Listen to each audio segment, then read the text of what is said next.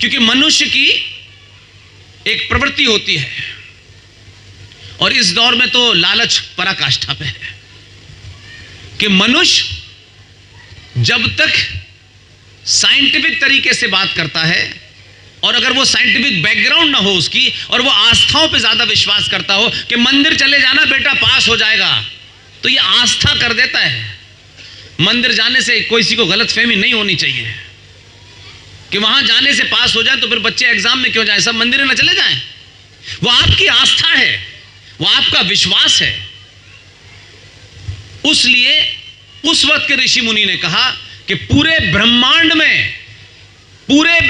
में एक ही पेड़ है जिसकी तुम्हें पूजा करनी है। अब हम जब पूजा का भाव लाते हैं तो आज तो पूजा के नाम पे करोड़ों फ्रॉड है हमारे यहां। जिस सनातन सभ्यता के पास ऐसे ऐसे ऋषि मुनि रहे हों, ऐसे ऐसे ज्ञानी रहे हों, ऐसे ऐसे मंदिर हैं जो शुद्ध रूप से साइंटिफिक वैल्यू पे बने हुए हैं। वो मंदिर नहीं कह रहा ये चौखट में लगा लो, चंदा आ गया, शाम को पंडित जी ने उठाया चले गए। अब तो पंडित जी को मंदिरों में समय नहीं है, वो टेप लगा करके टेप रिकॉर्डर चला के आरती चले जाते हैं, शाम में आए खत्म हो गई। इससे नहीं बचने वाला। तब उसने आपकी आस्था को इसलिए जोड़ा कि मनुष्य को वो साइंटिफिक बातचीत कन्वे करना मुश्किल था। जैसे एक मां हमारे यहां, जिसे लोग कहते हैं ना कि मां तो कुछ पढ़ी लिखी नहीं है, सारा ज्ञान पिताजी को है। मां से ज्यादा दुनिया में ज्ञानी कोई नहीं हो सकता। वो मां देखिए कैसी है, पीएचडी करके नहीं आई है, उसने सास भी कभी बहू सीरियल नहीं देखा है, लेकिन वो मां ये जानती है कि मुझे अपने बच्चे को, जो 5 से 6 साल का बच्चा है, मुझे उसको दूध पिलाना है। और दूध क्यों पिलाना है ये शायद मां को भी न पता हो थोड़ी देर के, लेकिन ये पता है कि 5-6 साल के बच्चे को दूध पिलाना है। अब वो 5-6 साल का बच्चा दूध नहीं पी रहा, मां पीछे पीछे भाग रही है, पीछे पीछे भाग रही है। कभी वो दूध गिरा देता है, कभी मां नाराज होती है, लेकिन अल्टीमेटली मां का एजेंडा क्या है कि ये बच्चा दूध पी ले, क्योंकि दूध से इसके शरीर के अंदर ताकत आएगी, इसकी हड्डियों को ताकत मिलेगी। अब वो 5 साल के बच्चे से खड़े होकर हेडमास्टरनी की तरह के तुम दूध पियोगे तो दूध से ताकत आएगी, फिर तुम्हारी हड्डी मजबूत होगी, वो बच्चा समझेगा? वो नहीं समझेगा ना। लेकिन उस मां का दिमाग देखिए, उस मां ने अपने उस 5 साल के बच्चे से कहा दूध पियो, वो भागा, तो उस मां ने क्या कहा, दूध पी लो नहीं भौबो आ जाएगा। अब बच्चे ने डर से दूध पी लिया। बच्चे को भी नहीं पता, मां को यह तो पता है कि दूध पिलाना जरूरी है, लेकिन उसकी साइंटिफिक वैल्यू उसको नहीं पता बेचारी को। लेकिन उसने उसे दूध पिलाने के लिए एक रास्ता ढूंढ लिया कि ये भौबो आ जाएगा, इस चक्कर में ये दूध पी लेगा। लेकिन मां का इंटेलिजेंस देखिए, इसके लिए पीएचडी नहीं करनी। वही मां है, उतनी ही अनपढ़ है जितनी 5 साल के बच्चे में थी, कॉलेज नहीं गई, घर पे है, लेकिन उसका ज्ञान देखिए। वही बच्चा जब 12 साल का हो जाता है और जब वो दूध उसको गिलास में देती है, तब मां ये समझ जाती है कि अब इससे मैं कम्युनिकेट कर सकती हूं, अब इसकी बुद्धि कुछ कुछ समझदार हो गई है, वो बोल सकता है, समझ। वो मां फिर उससे क्या कहती है, बेटा तू दूध पिएगा ना तो तेरे शरीर में ताकत आ जाएगी, तेरी हड्डी मजबूत हो जाएगी, और भौबो आएगा तो तू मार के भगा देना। पहले भौबो के माध्यम से दूध पिलाना चाहती थी क्योंकि उसका एजेंडा दूध पिलाना था। अब क्योंकि भौबो की जरूरत नहीं है तो कह रही है कि हड्डियों के वजह से भगा देना। दूध उसने फिर पी लिया। तो जब हम किसी चीज को पूजा या आस्था से जोड़ देते हैं, आदर से जोड़ देते हैं, तो आपके मन के भाव ये होते हैं कि जब आप मंदिर जाते हैं तो एक पवित्र मन से जाते हैं। ऐसा नहीं है कि मंदिर भी जा रहे हैं और श्री देवी भी दिमाग में घूम रही है, ऐसा होता नहीं है हमारे भाई। अगर ऐसा होता है तो फिर मंदिर मत जाइए, फिर पिक्चर हॉल जाइए, अपना भी टाइम वेस्ट मत करिए और भगवान का भी टाइम वेस्ट मत करिए। तो जब आपके अंदर वो पवित्र भाव पैदा होता है तो उस पवित्र भाव को कोशिश करते हैं कि हम किसी भी चीज को उसका मजाक ना उड़ाएं। और भावनाओं से जोड़ देने से हम उसको साफ रखते हैं। जैसे कोई मंदिर होता है, उस मंदिर को साफ क्यों रखते हैं? साफ सुथरा रखते हैं, दिया जलाते हैं, उसकी झाड़ पोंछ करते हैं कि नहीं करते हैं?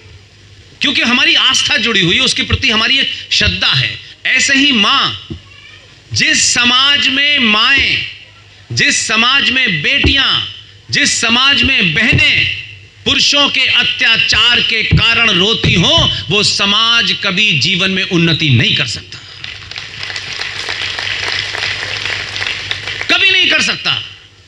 वो जो आप जिसको उन्नति देख रहे हैं ना अमेरिका में, वो भूखे नंगे हमको बता रहे हैं 400 साल हो गए उनको, क्योंकि हमें अपने होने पे गर्व नहीं है। क्योंकि जब तक हम विदेशी पैंट ना पहन लें, शर्ट ना पहन लें, कुछ हमारे पास अंग्रेजी बोलने के 4 शब्द ना जाए, तब तक तो हमें गर्व ही नहीं होता।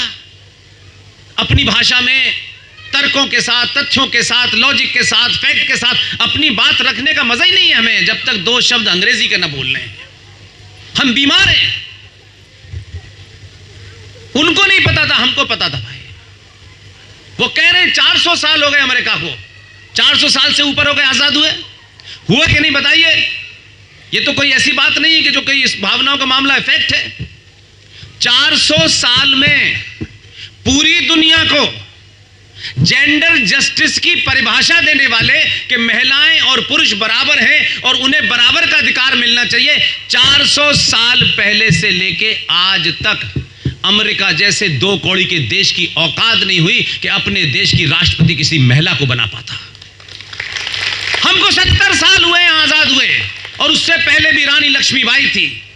70 साल में 16 साल हमारे यहां प्रधानमंत्री रही, 5 साल हमारे यहां राष्ट्रपति रही। हमने कभी महिला को आंका नहीं छोटा। वो हमको ज्ञान दे रहे हैं, जेंडर जस्टिस होना चाहिए। वो हमको ज्ञान दे रहे हैं। उन्होंने तो राइट तक नहीं दिया था लोगों को, महिलाओं को वोट देने का। हमारे यहां तो इससे पहले, ये आजादी अंग्रेजों से पहले भी राइट था भाई। इसलिए ये इतिहास मत पढ़ो, नौटंकी वाला इतिहास पढ़ो। तो वो मां, उसने क्या किया? बच्चे को दूध पिला दिया। तो सूरज को सुबह सुबह उठ करके जब आप आस्था के से जुड़ते हैं तो आपको लगता है कि नहीं, मुझे करना ही करना है, आस्था से जुड़ने पे। और आस्था नहीं होती आपकी तो फिर आप उसको भूल भी जाएं तो सोचते हैं कल कर लूंगा। तो जब आप सूरज को पानी डालते हैं और उससे आपके शरीर को अग्नि मिल जाती है, और उसके बाद फिर क्या होता है? फिर आप रात के बाद उठते हैं, वही पर्यावरण जो रात भर कार्बन डाइऑक्साइड दे रहा था, वो पूरे दिन में 24 घंटे में से रात माइनस करके ऑक्सीजन देता है। तो आपके ऋषि मुनि को हजारों साल पहले पता था कि आपके दुनिया के, ब्रह्मांड के, पूरी दुनिया में एकमात्र पेड़ है, एकमात्र पेड़ है। उसको पता था ये बात। लेकिन मैंने कहा कि 5 साल की अवस्था वाली स्थिति थी उसकी, तो वो आपको साइंटिफिकली नहीं बता सकता था, कन्वे नहीं कर सकता था। उसने कहा इस पेड़ की पूजा करना। और पूजा करने में आप तर्क नहीं पूछते हो, लॉजिक नहीं पूछते हो। जब भगवान से बात करते हो तो लॉजिक नहीं होती, आस्था होती है आपकी। उसने उस आस्था से जोड़ करके कहा कि पेड़ की पूजा करना, और पूरे दुनिया में कहा। उसने ये नहीं कहा कि ये सिर्फ राजस्थान में ही होगा और मद्रास में ही होगा। उस पेड़ की पूजा के पीछे उसका भाव क्या था कि जिस पेड़ की आप पूजा करेंगे उसको काटेंगे नहीं, उसको गंदा नहीं करेंगे। अब है हमारे यहां महामूर्ख, आस्था जब परम सीमा पे पहुंच जाती है तो मूर्खता हो जाती है। कोई नहीं बता पाया। इसलिए हमारे यहां पर्यावरण मिनिस्ट्री और क्लाइमेट चेंज की हजारों की बातें हो रही हैं। उस ऋषि मुनि को हजारों साल, लाखों साल पहले पता था कि पूरे ब्रह्मांड में एकमात्र पेड़ है पीपल, और पीपल की पूजा इसलिए करनी चाहिए कि पीपल ही 24 घंटे ऑक्सीजन देता है। ऐसा नहीं है कि भारत में लगने वाला पीपल ऑक्सीजन देगा और पाकिस्तान में लगने वाला कार्बन डाइऑक्साइड देगा। यह हमारे ऋषि मुनि को पता था। इसलिए उसको आपकी भावनाओं से जोड़ दिया कि भैया इसकी रक्षा करना, इसको कोई पागल जिहादी काट ना दे, कोई इसके ऊपर पेशाब ना करे, इसके ऊपर लगातार हर मौसम में आपकी आस्था के कारण 2 लोटे पानी के मिलते रहे ताप के, ये हर मौसम में हरा भरा रहे। ऐसे उसने जोड़ने की कोशिश की। लेकिन आप जाइएगा जरा, मैं तो ऋषिकेश जाता रहता था बहुत ज्यादा। मेरी माँ वहां थी। अभी 1 महीना पहले उनका स्वर्गवास हुआ है। ऋषिकेश में जाइए, मैं नहीं जानता यहां पीपल के पेड़ हैं, यहां की सरकार पीपल से मोहब्बत करती है, दुश्मनी करती है, मुझे पता नहीं कि यहां लगे कि नहीं लगे। लगे हैं, चलिए, बड़ी मेहरबानी है उनकी जो सनातन को समाप्त कर रहे थे। आप सोचिए कि पीपल के पेड़ पे हमने कभी अपनी माँओं से, बेटियों से, क्योंकि उनका जीवन बहुत लिमिटेड है, कभी उनसे ये नहीं कहा कि पूजा करने जाने का मतलब ये कतई नहीं है कि पीपल के चारों तरफ कलावा बांधो, उसकी जड़ में दिया जला दो, उस पे 4 लड्डू चिपका दो, जहां जहां आपने चिपकाए हैं वो पीपल खोखला हो गया है। फिर क्या है? तो 5 तत्वों में से एक हुआ अग्नि, वायु, फिर क्या हुआ? जल। जल का क्या मामला है? हमारे सनातनी, हम जो सनातन में बिलीव करते हैं, हम उन 5 तत्वों में बिलीव करते हैं। हमको बताया गया कि दुनिया की सबसे पवित्र चीज क्या है बताइए? तो मतलब कोई और पवित्र नहीं है। सबसे पवित्र हमारे समाज में मां है। मां से बड़ा दुनिया में कोई सच हो ही नहीं सकता। मां दुनिया का, इस संसार का सबसे बड़ा सच है। और पिताजी क्या हैं? जिन्हें बड़ा घमंड है कि परिवार मेरे नाम से चलना चाहिए, मेरा वंश चलना चाहिए। पिताजी उस मां के बल के कारण, उस मां के कारण पिता हैं। अगर गलत उंगली दिखा दी होती समय पे, ये इधर हैं, तो पिता नहीं बन पाते आप। ये जो आंकड़े है ना पिताजी की, पिता हमारे समाज में सिर्फ विश्वास है। पूछिए अपने आप से, पूछिए कि आपको किसने बताया कि आप पिता हैं? वो मां जिसने मुझे अपने गर्भ में 6 महीने तक रखा है, 9 महीने तक रखा है, फिर मुझे जन्म दिया है। जन्म देने के बाद जरा सी मेरी आंखें खुली, वो मां कहती है कि बेटा ये तेरा पिता है। जीवन भर, अनंत काल तक, जब तक ये संसार रहेगा, वो मां को आप अनपढ़ कह लें, गंवार कह लें, जो जुलचाए कह लें, इस समाज ने मां पे सबसे ज्यादा अत्याचार किया है। उस मां के बताने के कारण आप पिता हैं, अदरवाइज पता नहीं होता। वो बात अलग है कि दिल्ली का मुख्यमंत्री प्रमाण मांग लेता मां से, वो अलग बात है। ये है हमारे संस्कार। इसलिए मां का सबसे बड़ा सच है और मां पवित्र है। तो क्या किया गया कि पूरी दुनिया में, आज आप विदेश की सभ्यताएं पढ़ते हैं तो आपको लगता होगा आज भी भारत में जल तो समुद्र में भी है। अगर आप जल की बात करते हैं, जल तो समुद्र में भी है भाई। तो कोई कारण होगा, कोई ऐसा नहीं कि 2014 में ही सब कुछ हुआ है, ऐसा नहीं है, वो अलग बात है। हमारे यहां पीने का जल जो नदी देती है, उपवाद कहीं कहीं छोड़ दें किन कारणों से, किस जगह के कारण हुआ, हर नदी का नाम मां के ऊपर है। मां गंगा, मां जमुना, मां कृष्णा, मां सरस्वती। इसलिए कि हम जितनी अपनी मां को पवित्र रखते हैं, उतना ही पवित्र इस नदी को रखना है, क्योंकि तुम्हें जीवन जीने के लिए जल देती है। लेकिन हम अपनी आस्थाओं के कारण दुनिया जमाने की 500 मालाएं भारत माता की जय नदी में डाल के आते हैं। ये नहीं है भाई, सरकार का काम है, जबकि सरकार का ये काम नहीं है, ये समाज का काम है कि आपकी नदी, जिसे आप मां के बराबर का दर्जा देते हैं और सारे नाम आप माओं के ऊपर रखते हैं, उसको स्वच्छ रखना सरकार का काम नहीं, आपका काम है। हम अपनी हर जिम्मेदारी को सरकार से कराना चाहते हैं मेरे भाई, सरकारों का ये काम नहीं है। सरकार फेलिसिटेट तो कर सकती है, लेकिन कहेंगे नहीं भाई हम तो सोएंगे, सरकार करेगी तब होगा। तो आपके जल को मां से जोड़ा, ताकि मां को पवित्र समझते हो, मां के जितनी इज्जत करते हो, मां का जितना सम्मान करते हो, आप उस नदी का सम्मान का मतलब यह है कि उसके अंदर किसी किस्म की कोई विकृति पैदा ना हो, यह आपकी जिम्मेदारी है। और आप में से बहुत सारे लोग, आप जानते हैं मैं कहां पैदा हुआ, सबको पता है पूरे देश में मैं कहां पैदा हुआ। मेरी आस्थाओं के केंद्र में वो नहीं है जो मैं आज बोल रहा हूं। मैं ऊपर से आई हुई किताब को पढ़ के पैदा हुआ। वो किताब की कॉरियर कंपनी ढूंढ रहा हूं, कई साल से मिल नहीं रही, बिना कॉरियर के आ गई है वो, और घूम रही है, कभी इधर कभी उधर घूमती रहती है वो। मैं तो उस बैकग्राउंड से आया हूं। लेकिन जब तक ओरिजिनल आप इतिहास को नहीं जानेंगे, आप बहकते रहेंगे इधर से लेके उधर। फिर क्या है? पृथ्वी, चौथा तत्व पृथ्वी है। आज की जनरेशन की बात नहीं कर रहा। यहां बताया जा रहा था कि बच्चे ये हो गए हैं, और भी लोग बताते रहते हैं। आज के बच्चे को मैं सैल्यूट करता हूं। आज के बुजुर्गों से मेरी शिकायत है। लोगों को बच्चों से शिकायत है, मुझे नहीं कोई शिकायत है।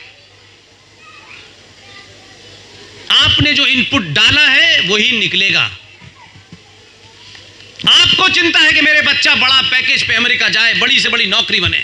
आपने अपने बच्चे को मशीन पैसे कमाने की बनाने की कोशिश की, और आप चाहते हैं कि आपके रुतबे से आपका समाज में विकार बढ़ेगा। ये नहीं होने वाला।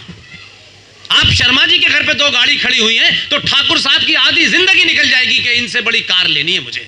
इसी में निकल गई उनकी जिंदगी। इससे ज्यादा नहीं निकली कि उनके पास 2 कार हैं, लेकिन मेरे पास स्कूटर है। लेकिन मैं अपने घर में बच्चे को विदेश भेज करके बड़ा पैकेज मिलेगा, फिर मोहल्ले में हम रौब गालिब करेंगे। हमारा बेटा अमेरिका में है, 10 लाख के पैकेज पर है, यहां छोड़ गया है बूढ़ी मां को और बूढ़े पिता को, और 10 लाख रुपए वहां से भेज रहा है। जीवन की सच्चाइयों को पास से देखेंगे तब आपके अंदर यह तलखी पैदा होगी जो मेरे अंदर है। मुंबई में एक मां जिसका बेटा अमेरिका में था, कोविड का दौर था, कोविड शुरू भी नहीं हुआ था, सालों साल फोन नहीं करता था। उस रिसीवर, एक घर में फोन था, चारों तरफ अकेली रहती थी वो, बॉम्बे के अंदर। बहुत बड़े बेटे की बेटी मां थी वो। उसको फुर्सत नहीं थी आने के लिए। उसने अपने बेटे को फोन किया होगा, वो फोन पे बिजी था, फोन का रिसीवर कान के पास ऐसे ही रखा रहा। उसकी मौत हो गई, शरीर सड़ गया। ये मुंबई के पौष इलाके की बात बता रहा हूं आपको। मोहल्ले में बदबू आने लगी। जब लोगों ने देखा कि उसकी मां के किनारे उसके बेटे की उस दिन 15 दिन पुरानी बातचीत का रिसीवर ऐसे ही रखा हुआ है। जब बताया कि तुम्हारी मां का देहांत हो गया है, जिसे भेजा था ना 10 लाख के पैकेज पे, क्योंकि आपको तो रुपया खाना है, उसने एक पीआर एजेंसी को 2 लाख रुपए भेजे और कहा मेरी मां का अंतिम संस्कार कर देना। कहां है 10 लाख रुपए में पैकेज में भेजने वाले? पैसा जरूरी है, लेकिन पैसा मजबूरी मत बनाओ, उतना ही जरूरी है। इसलिए वो मां के साथ क्या हुआ? फिर आई आपकी मिट्टी की बात। आज की जनरेशन को मैं नहीं जानता, मैंने अपने स्वर्गवासी पिता को देखा है, और ये उस वक्त आंखों में बसा हुआ। मैं जानता नहीं था, ना लॉजिक थी। मैंने बताया कि हम तो 4-5 वक्त की नमाज होती थी, घर वहीं था, 40,000 लोगों के बीच में रहते थे, तो हमको कुछ पता होता नहीं था। लेकिन वो बात मेरे आज भी चीजें अटकी हुई है मेरे दिमाग कि हमारे किसी भी बुजुर्ग माँ से पूछिएगा, किसी बुजुर्ग नाना दादा से पूछिएगा अपने में कि माँ और पिता जब रात में सोने के बाद जब सुबह उठते थे, बात बहुत छोटी सी है, लेकिन इसी में सनातन छुपा हुआ है। हमारे यहां कोई भी आदमी सुबह उठ करके खटिया से, पलंग से, बेड से उठते ही पैर जमीन पे नहीं रखता था। पहले उससे हाथ लगा करके पृथ्वी को अपने सर से फिर पैर रखता था, फिर पैर लगाता था। मैं आपको पता नहीं कितनों को याद हो कि नहीं याद है, आपने देखा होगा, लोग उठते थे पहले धरती को ऐसे कर, फिर पैर जमीन पर रखते थे, क्योंकि धरती का प्रति आपका कमिटमेंट क्या होना चाहिए, ये उस आस्था से जोड़ा कि ये तुमको जीवन जीने के लिए सब कुछ फ्री में देती है। इसकी कदर करना, इसमें बम मत लगा देना, इसमें मिसाइल मत लगा देना, इसमें यूरिया डाल के आग मत लगा देना। ये बिना यूरिया के तुम्हें हजारों साल से जिंदा रखे है, लेकिन यूरिया इसलिए डाला जा रहा है फसल ज्यादा हो जाए, ज्यादा प्रॉफिट मिल जाए। लेकिन उस फसल को यूरिया की खाद माने वाले बच्चों से उम्मीद कर रहे हो कि वो सनातन को मानेगा। उसने तो यूरिया खाया है, वो तो मैगी की बात करेगा आपसे। आपने जड़ में जो है आग लगाई हुई है। आप जड़ को छोड़ करके सब चीज की बड़ी बड़ी बातें कर रहे हो।